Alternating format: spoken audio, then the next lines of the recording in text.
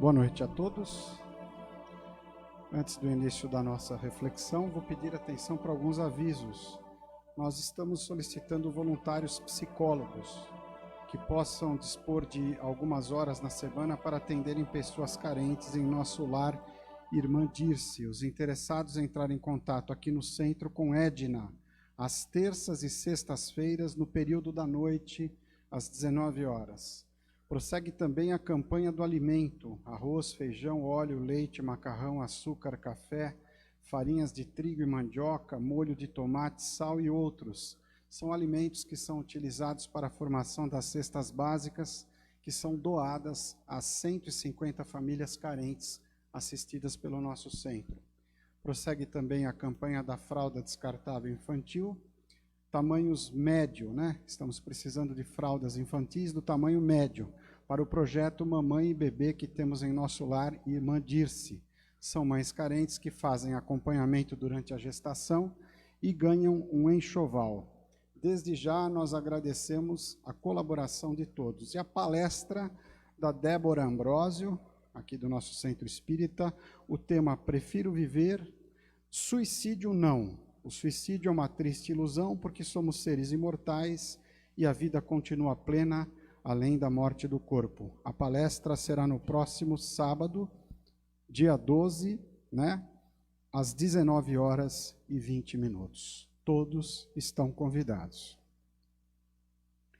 Antes do início da nossa reflexão, eu vou pedir a todos agora que, por alguns instantes, fechem os olhos para entrarmos em sintonia fina com o plano espiritual superior, pedindo apoio aos mensageiros da luz para que eles abram os nossos corações e as nossas mentes para que possamos aurir as reflexões dos espíritos emissários do Mestre Jesus, nossos mentores, que constantemente intercedem por nós junto a Deus e nos acompanham passo a passo em nossas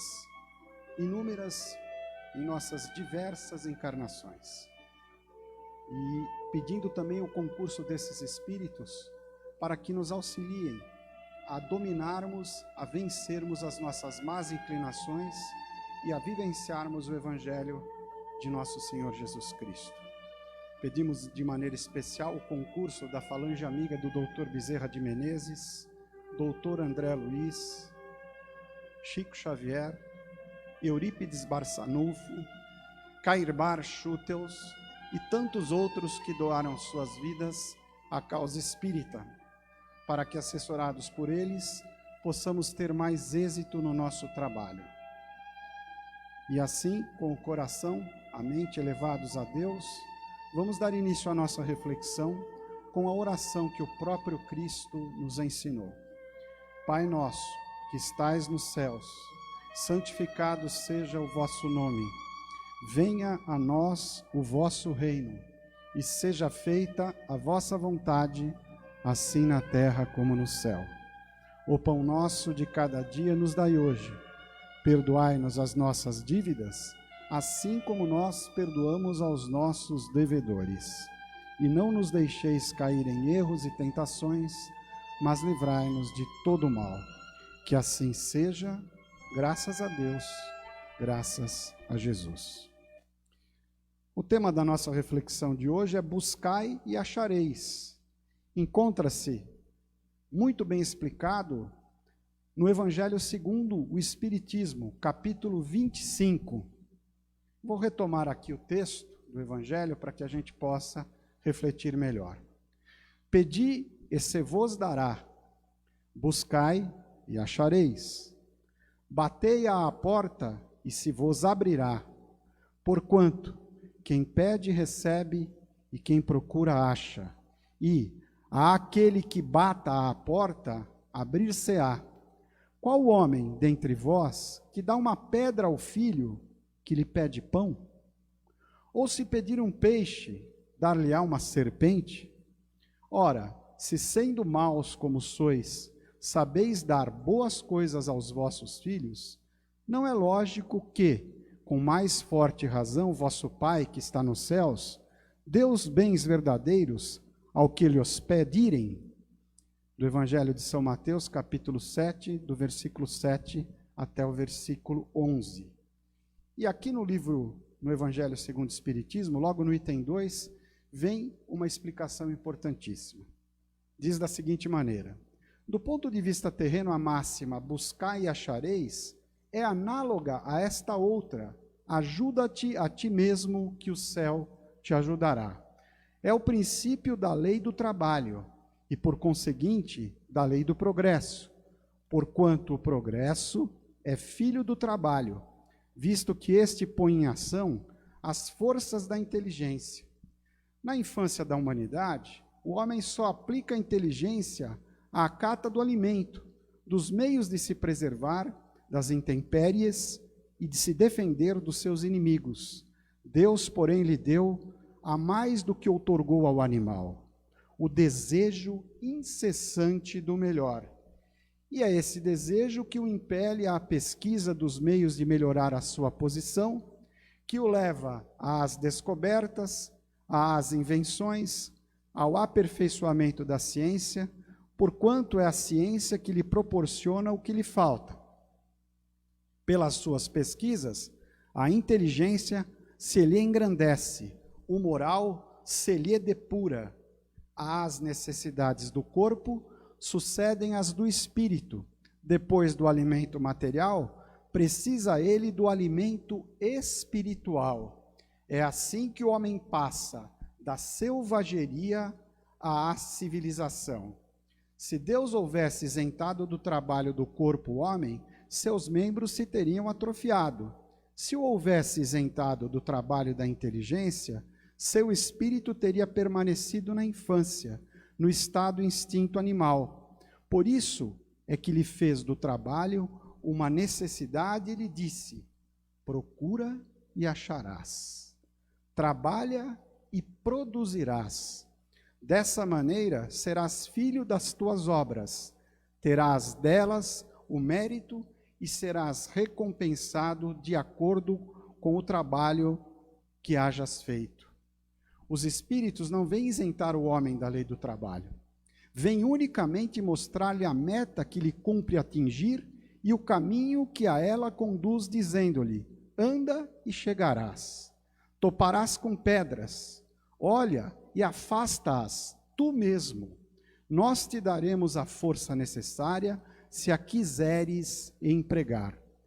Isso também a gente pode visualizar no livro dos Médiuns, na segunda parte, no capítulo 26, itens 291 e seguintes.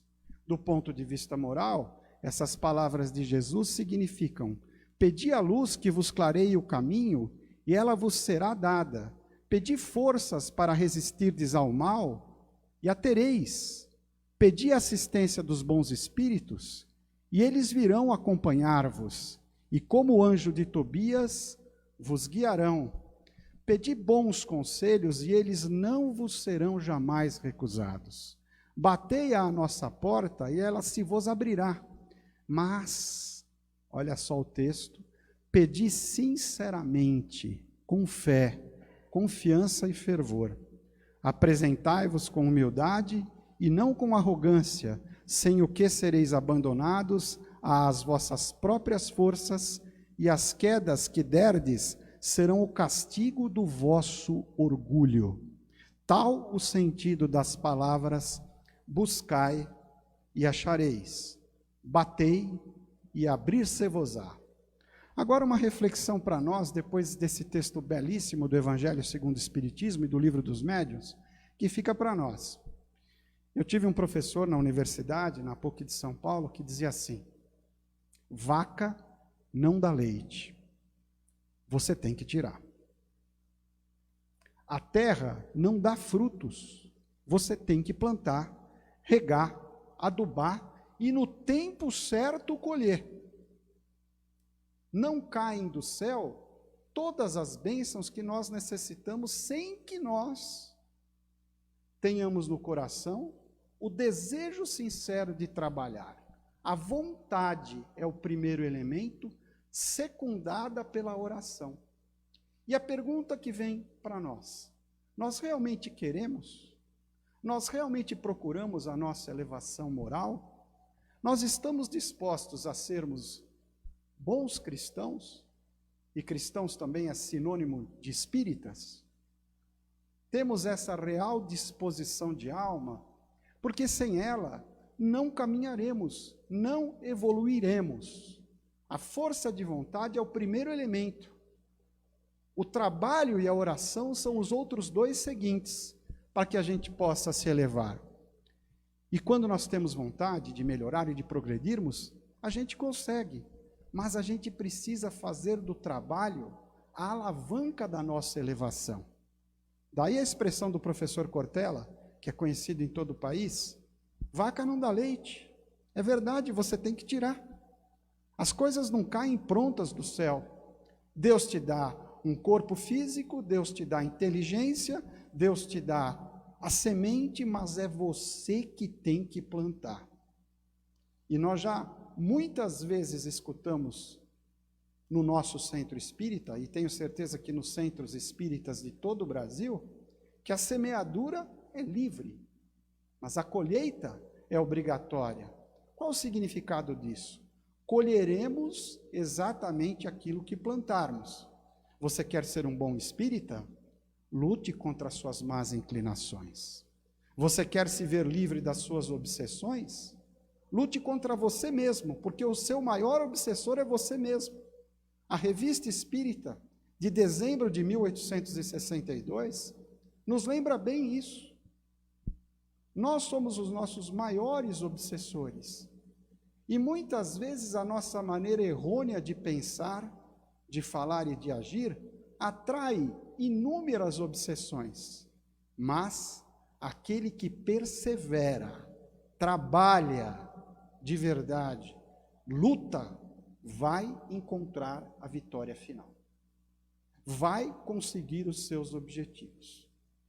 E principalmente nesses tempos de pandemia em que vivemos, essa mensagem cai como uma luva na nossa mão para que ela se fortaleça mais ainda para o trabalho necessário, os cuidados que precisamos ter com a nossa saúde, com a nossa higiene, para não transmitirmos a doença, os cuidados que nós precisamos ter também, não só com o nosso corpo físico, mas também com a nossa alma. Acabamos de ouvir aqui o Evangelho segundo o Espiritismo. Muitas vezes nós só procuramos o alimento do corpo físico. Eu vou me alimentar bem, eu quando posso vou fazer uma boa academia, vou tomar vitaminas, vou cuidar da parte material, da parte física. Mas vem a pergunta: o que você faz para melhorar o seu espírito?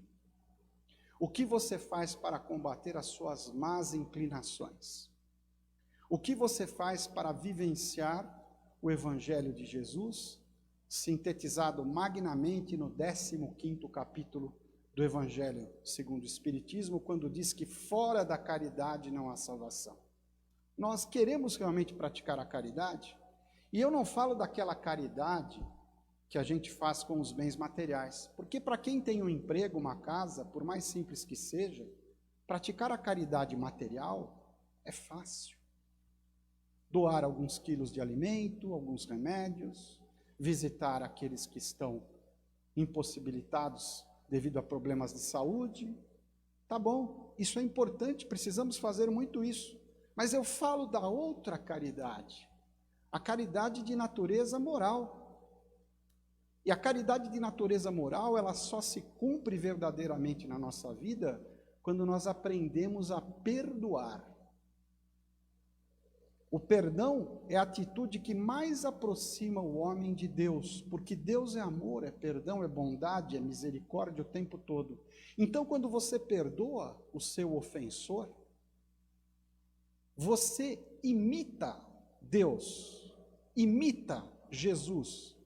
E quando você pratica a caridade, você atrai o concurso dos bons espíritos. E nos lembra a vastíssima literatura espírita da codificação, que não há espírito endurecido a ponto de resistir ao amor. Vejamos o exemplo do nosso querido Divaldo Franco, que nos contou várias vezes em suas palestras e também agora através do filme, que foi visto por inúmeras pessoas no Brasil todo, que ele tinha um forte obsessor chamado Máscara de Ferro, que esse obsessor era de vidas passadas e o atormentava constantemente. Quando Divaldo recolhe na Mansão do Caminho, num bairro paupérrimo de Salvador, o Pau da Lima, uma criança abandonada, e não havia mais lugar lá para recolher nenhuma criança, mas ele insiste e recolhe. Aquela criança era a mãe do obsessor que tanto o atormentava. E nem esse obsessor cruel resistiu ao gesto de amor de Divaldo, quando, recolhendo aquela criança e tratando-a como filha, amoleceu o coração do obsessor, porque aquela criança era a mãe daquele espírito obsessor em encarnações passadas. Então, se você está passando por uma obsessão, e todos nós estamos, todos nós temos espíritos obsessores, lembre-se que a receita melhor para você enfrentar as doenças obsessivas é exatamente a sua atitude sincera de praticar a caridade. Por pior que seja o seu obsessor, quando ele perceber que no seu coração existe amor, bondade, perdão, ele vai ficar envergonhado de te perseguir e vai te deixar em paz. Essa é a verdadeira receita de viver o cristianismo e de acabar com as obsessões. Você pode tomar litros, milhares de litros de água fluidificada e milhares de passes, fazer diversos tratamentos espirituais no centro espírita. Se você não praticar a caridade, não adiantará nada. Então, a praxis da caridade nos liberta das nossas obsessões e nos coloca na condição de discípulos de Jesus, de seguidores de Jesus. O nosso centro espírita tem um nome muito bonito, discípulos do Evangelho, e é o que nós somos.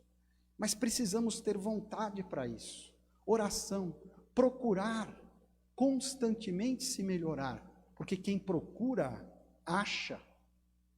Não há mal que dure para sempre, nos lembrava nosso querido Chico Xavier. Não há mal que dure para sempre.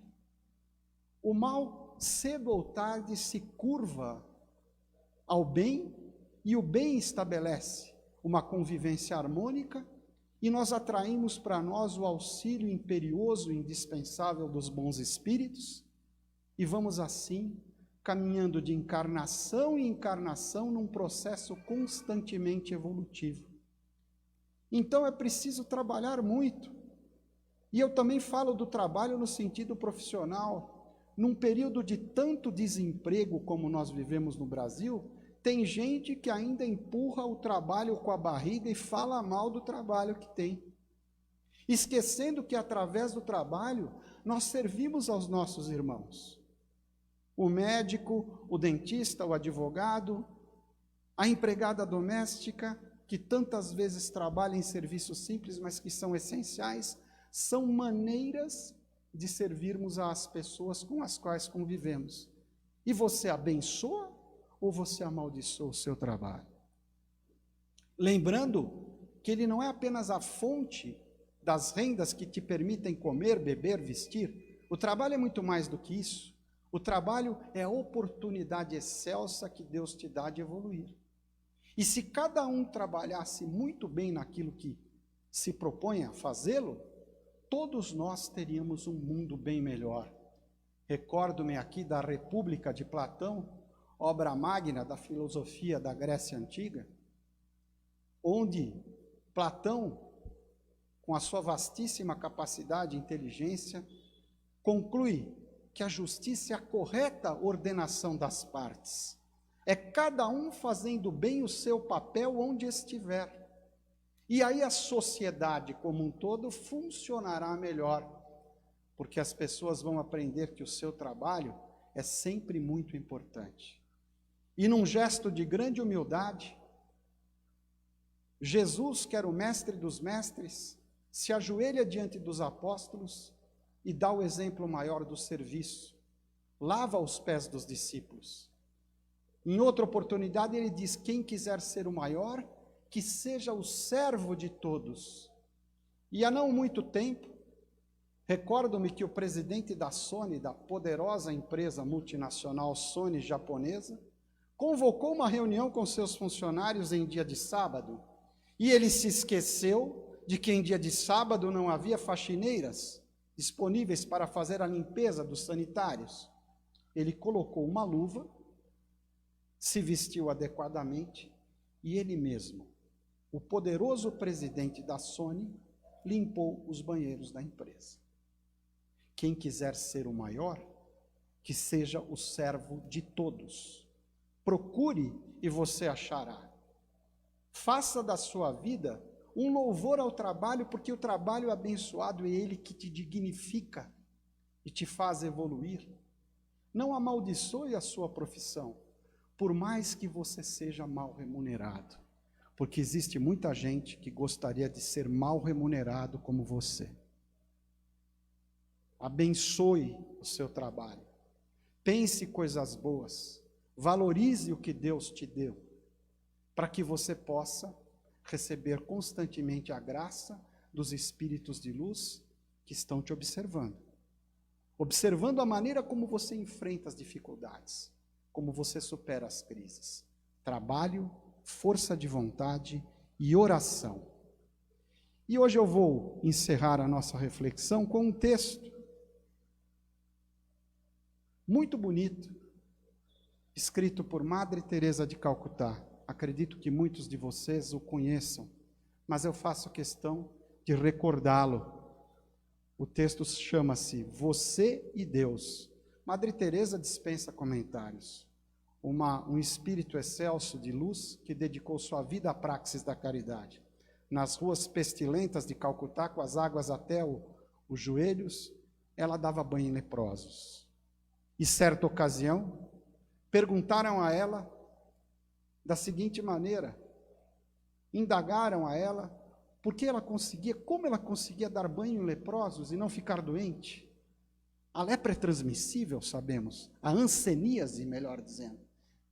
E uma pessoa muito bem de vida, muito rica, falou para ela, Madre, nem por $1 milhão eu daria banho num leproso. Ela olhou para a pessoa e falou, eu também, por $1 milhão eu não daria banho num leproso. Eu só dou banho em leprosos por amor. É por isso que eu dou banho em leprosos. Nunca contraiu hanseníase, porque contava com uma proteção superior. E foi essa mesma Madre de Calcutá que fez esse poema belíssimo. Vou recitá-lo para vocês da seguinte maneira. Muitas vezes as pessoas são egocêntricas, ilógicas e insensatas. Se você é gentil, as pessoas podem acusá-la de egoísta e interesseira. Seja gentil a si mesmo. Se você é vencedora, terá alguns falsos amigos e alguns inimigos verdadeiros. Vença a si mesmo. Se você é honesto e franco, as pessoas podem enganá-lo. Seja franco e honesto a si mesmo. O que levou anos para construir, alguém pode destruir de uma hora para outra. Construa a si mesmo. O bem que você faz hoje pode ser esquecido amanhã. Faça o bem a si mesmo. Se você tem paz e é feliz, as pessoas podem sentir inveja. Seja feliz a si mesmo. Dê ao mundo o melhor de você, mas isso pode nunca ser o bastante. Dê o melhor de você a si mesmo. Veja você que no final das contas é entre você e Deus. Nunca foi entre você e as pessoas.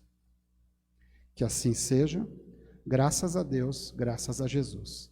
Permaneçamos em silêncio, em clima de oração, para que os trabalhos da casa possam transcorrer em tranquilidade e atingirem os efeitos desejados. Uma excelente semana a todos, estejam sempre com Deus, com as bênçãos do Mestre Jesus e de seus santos emissários.